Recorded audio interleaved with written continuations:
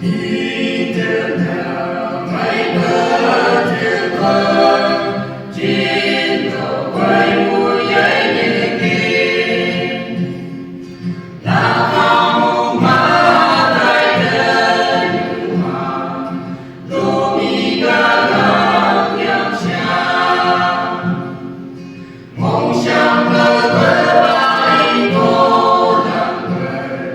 siêu bằng trên ai mong thơ bài cô làm người ta vô ri siêu bằng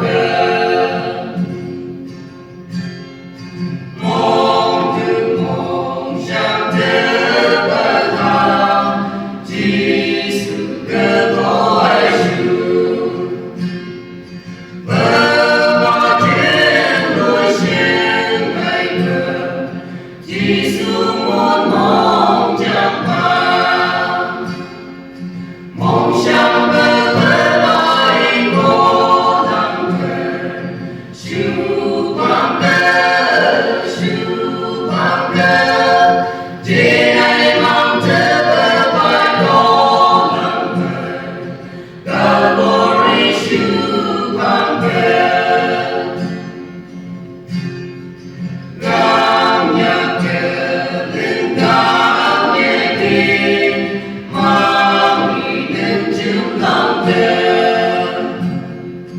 lô mi bơ hoa thương nhắm xa nơi này là hai nhắm hàng mong sáng mơ mơ bay cô làm người siêu bằng trên ai mong thơ bài cô làm người ta vô ri siêu bằng yang như lòng cơ cảm xuyên cơ ta đằng xa thế ấy đằng xa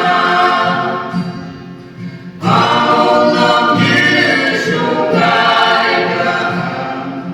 trên ai là hai yang xa mong sáng mơ mơ bay cô làm người siêu bằng trên ai mong thơ bài cô làm người cả vô ri siêu bằng mong sáng mơ mơ bay cô làm người siêu